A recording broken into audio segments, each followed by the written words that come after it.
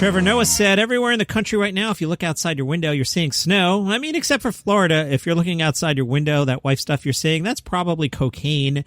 Jimmy Kimmel said, if you're watching us from home right now, the good news is you have power. Trevor, oh, hell no. Trucks spinning around, cars flying off the road. The storm has turned Texas into that ice level from Mario Kart. If I was in Texas right now, I'm carrying around a green shell with me just to be safe. Trevor, you got to understand, this is especially tough for Texans because they're not equipped for snow. They don't have snow shovels out there. Their best bet is to grab their AR-15s and shoot each snowflake before it lands. Go back to Canada where you belong. Great joke, Trevor. It turns out there are a lot of reasons Texas has suffered such a huge power outage.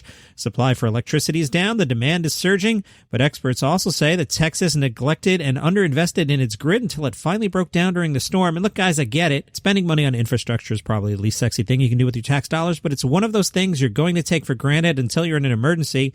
It's the same way how the people who built the Titanic didn't focus on lifeboats and said they were too focused on getting cars for their passengers to bang in. Kimmel, you know the phrase, when hell freezes over? We're getting close. We're getting real close. Kimmel, the other morning was the coldest in decades in Dallas, Houston, San Antonio, and Little Rock. In New Orleans, they had the coldest Fat Tuesday in more than 100 years. People on the streets were putting their tops on. Great joke. Kimmel, it's girls gone home in New Orleans. Trevor, I think this is the right move. I mean, the sooner the people of New Orleans can stop the spread of COVID, the sooner they can get back to spreading gonorrhea. Trevor, it's sad, but it's just not safe to hold a Mardi Gras parade. I mean, during a pandemic, a tuba just turns into a COVID fire hose. Kimmel, I thought we were supposed to have fun in 21, but I guess that hasn't started yet. Some good news, the Just for Laughs Comedy Festival is coming back, kind of, sort of. Festival organizers said the traditional in-person festival in Montreal, as we do the show throughout the year, you're going to hear me casually refer to this as the Montreal Comedy Festival. It is officially Just for Laughs, but you'll just hear me refer to Montreal Comedy Festival. I'll talk about the festival in a second. The festival in Montreal will return to its annual dates from July 15th through the 31st. Last year, they delayed it until October and were entirely virtual. This year, they will determine nearer to July the extent of the in-person stand-up comedy performances it can hold in comedy clubs, halls, or arenas in Montreal. The annual comedy industry conference Comedy Pro will take place fully online this year. The Laugh Button adds that Just for Laughs has announced some submissions and deadlines. The annual short film festival, Eat My Shorts, great title, that's open for submissions between now and May 21st. Those will be streamed digitally from July 26th to 31st. Also back is Batter Up. If you have a killer idea for a series, this is your chance to have a panel of industry vets hear your pitch. Submissions are open now until May 14th. Also returning is Beyond the Box, playing it short, where you can submit your best short-form comedy content that doesn't exceed 15 minutes. Those submissions are also open until May 14th. The website for all this, if you want to submit something, hahaha.com, hahaha.com. Poke around on the website and you'll figure it out.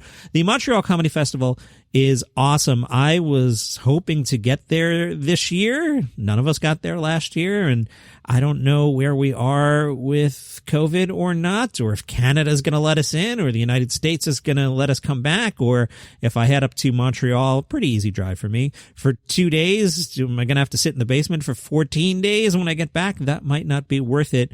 But in normal times, if you're a comedy fan, I would highly encourage you to go to the Montreal Comedy Festival. They've got, it's a mix of shows. So there's, you know, the big theater shows where, I don't know, Chris Rock plays in the big theater. And if you listen to the show, you've heard me say before, if you go to a comedy festival, I would advise do the smaller shows. It's just more fun. Like Chris Rock or whoever, you know, you want to pick on, Jerry Seinfeld, whoever you want to pick on. Of course, they're awesome, but you can see them on Netflix. What you should do is you should go to like a small club, have a beverage, watch some comedians, watch some up-and-comers. So 5 years later, you're like, oh, I saw that guy back in Montreal. He was awesome. Go see The Nasty Show, or go see, I can't remember what they call it, but there's a show every year for British comedians. I'm a big fan of watching New Faces. There's 3 nights of that. In each show, 10 comics get up. Those are great. And over the years, I've seen people at those shows who are names that you would know now. So I really like going to New Faces. Jimmy Carr is somebody I always try and see at the festival. I just particularly enjoy seeing him in person. Working the crowd is a lot of fun. And if you work the schedule a little bit, you can usually do 2 shows in a night. You know, you might have to plan it a little bit, but things like the British show, there are often 2 showings of that. So you can kind of, you got to make like a schedule for yourself and work it out.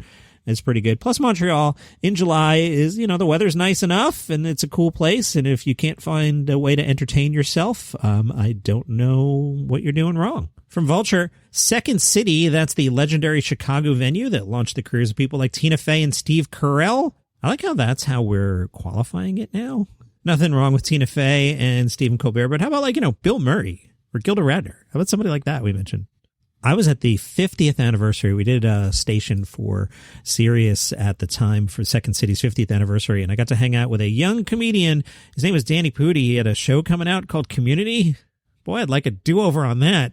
I'd also like to spend more time about 15, 17 years ago with a guy named Steve Carell was up at Sirius. He was about to take over The Office. Very nice guy. Spent 5 minutes with him. Was pretty cool. But boy, I'd like a do-over on those just to tell future me like, oh my God, Steve Carell. Anyway, I digress. Second City is in talks to be purchased by a private equity group. Speculation is it could fetch a price of $50 million. It's a cool place. If you're ever in Chicago and, there's not a pandemic and there's a live show going on, you should absolutely go visit Second City in Chicago. All right, I saw this on the Interrobang. I'll tell you what it is, and then I'll tell you what the lilt in my voice is.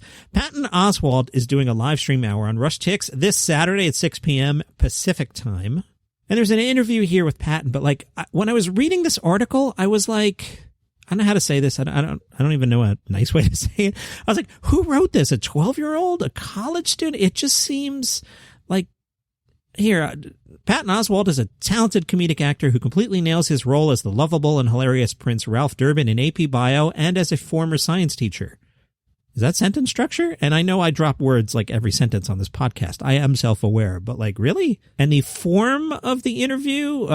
So I'll read you some stuff, and when I get to what is frying my brain, I'll point it out. The Interbank says, so you were a fan of sci-fi, horror, and comedy when you were a kid. That's a cool mix. My sisters and our friends used to rent scary movies and then go night swimming in our backyard just to freak ourselves out. Patton Oswalt said, nice. And a lot of these movies had trauma coming out of the water, especially Poltergeist and the end of Friday the 13th.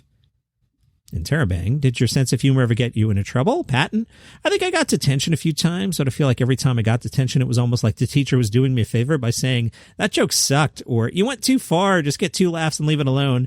In a way, that was a really good thing because I had to learn to not keep hammering away at things, so it was actually part of my comedy training. They didn't know they were doing it, but it actually helped. The Interrobang. So you had teachers that would allow you to be funny and actually laugh at your jokes? That's great. Patton. Oh, yeah, I'm actually still friends with my history teacher. He was a big comedy fan. We really got along. Interrobang. I noticed in the opening of your HBO half-hour special, you had Dave Chappelle at the table with you. Did you come up with him in D.C., Patton? Yeah, we had our first open mics together. Interrobang. Shut up! He was a baby when he started, and I actually went to one of Dave's Radio City music shows that were celebrating his 30th anniversary in stand-up. Do you still keep in touch with him? Patton. Yeah, and Dave was 14 and I was 19, and it was pretty amazing to watch. It was obvious that he belonged on stage. We live far apart, and traveling is really difficult right now, so we text. But I'm a huge fan of his, and I'm a huge fan of what he does as a creator. To know someone like that and see him still developing is inspiring, and it helps me to keep going. I love that. And there's something else I love. I made a note. I had to tell you how much I love the character Helen, who's played by Paula Pell on AP Bio. I mean, holy crap, she's a star. Patton, she rules. Paula has been a star for a long, long time for people who really know comedy. She was a hidden force on SNL for all those years, and she's always been a genius. There's more. Maybe I'll pick at that on the weekend. From Variety, Tig Notaro is getting into directing. She'll be the co-director of something called Am I OK? Dakota Johnson will star in it. Some of the other people in it include Jermaine Fowler. The film follows lifelong best friends Lucy and Jane, who are convinced they know everything there is to know about each other. But when Jane announces she's moving from L.A. to London for a job, Lucy reveals a deeply buried, long-held secret. As Jane tries to help Lucy sort through old patterns and new feelings, their bond is thrown into chaos. That, on my Netflix queue, is probably below an Adam Sandler movie. I'm just saying. Speaking of Adam Sandler, it's Happy Gilmore's 25th anniversary. That smells like a weekend pre-tape episode, if you know what I mean. I could see one of those happening this weekend. All right, let's open up the Instagram and see who's voting for Comedy's Top Dog. When we last checked, John Mulaney was out to a lead. Have you voted yet? Do you know what we're talking about? Every week, we pit 2 comedians against each other. You go to the Instagram page, you find the post with the graphic that says Comedy's Top Dog, and you vote this week. It's John Mulaney versus Bill Burr. I keep saying verse. 12-year-olds do that. It's versus Johnny Mac. Now, the writer from the Interrobang with the Patton Oswalt, she should make fun of me. Anyway, Mulaney still out to a lead. So if you're a Bill Burr fan, you better jump on Instagram and help Billy B out. And that's your comedy news for today. You can follow the show on Spotify, getting real close to 1,000.